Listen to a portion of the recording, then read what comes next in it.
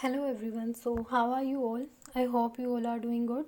So I am Rakhi and I'm here to help you all regarding the paper statistical assistant and or any paper that you are preparing for any course of statistics. Okay. So as we know recently DSSB have released the vacancies of statistical assistant. So we will discuss here about this.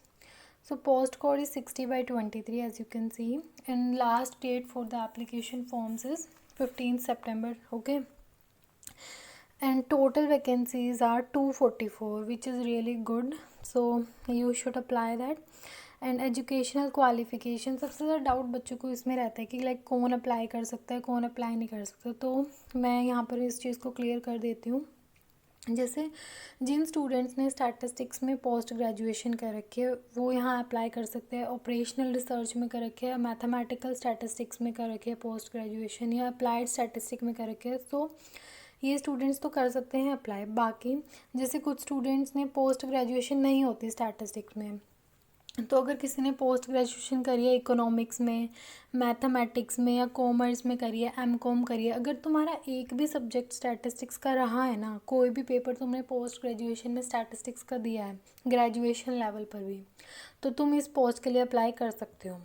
Okay, अब है experience. बहुत doubt रहता है कि इसमें experience भी चाहिए होता है अगर तुम अप्लाई करते हो, तो इसमें कोई एक्सपीरियंस नहीं मांगा गया है, बस तुमसे एक चीज़ मांगी गई है कि तुम्हें कंप्यूटर की नॉलेज होनी चाहिए कि कंप्यूटर पे कैसे वर्क करते हैं, एक्सेल पे, माइक्रोसॉफ्ट पे। ओके, और एज का क्या है इसमें क्राइटेरिया, एज आपकी 30 ईयर्स से ऊपर नहीं होनी चाहिए। अब है इसमें दो पार्ट्स आते हैं हमारे पेपर में, पार्ट ए और पार्ट बी।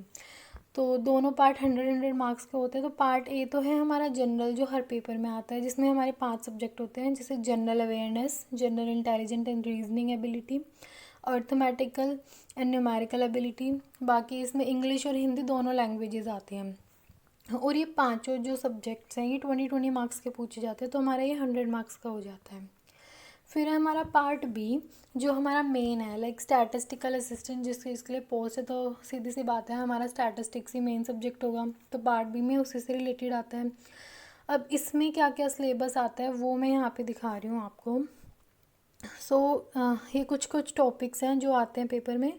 पहला है collection, classification and presentation of statistical data, और इसके अंदर ये 6 टॉपिक्स है। जितने भी टॉपिक्स आते हैं वो हम बाद में देखेंगे कि हमें कैसे करना है कैसे नहीं, मैं अभी आपको सिर्फ मेन हेडिंग दे रही हूँ कि इसके अंदर ये टॉपिक्स हैं।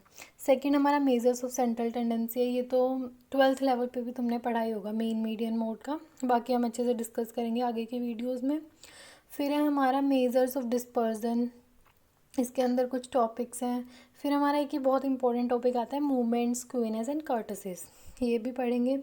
फिर कोरिलेशन, रिग्रेशन, इसमें सीधे सीधे पूछे जाते हैं हमसे डायरेक्ट क्वेश्चन, स्टेटमेंट क्वेश्चंस भी आ सकते हैं।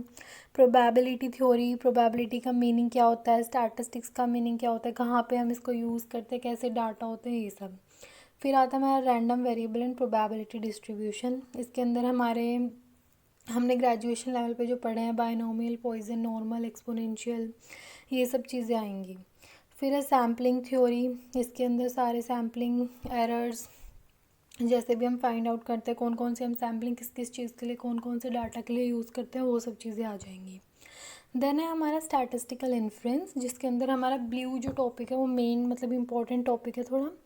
बाकी इसके अंदर भी हमारे स्टेटमेंट 1 मार्क्स के क्वेश्चन आते हैं, जो ये सेकेंड पार्ट है, डायरेक्ट क्वेश्चंस आते हैं।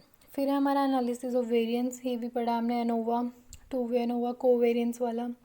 फिर है हमारा इंडेक्स नंबर। बस इतने टॉपिक्स हैं जो हमारे पार्ट बी के अंदर आएंगे।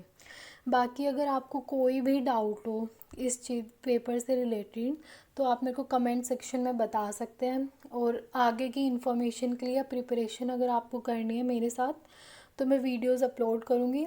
तो मेरे चैनल को सब्सक्राइब कर देना, लाइक कर देना, और जितना हो सके शेयर भी कर देना आगे की वीडियोज़ के लिए। और आपको कोई भी डाउट हो then you can comment me down. Okay, thank you so much.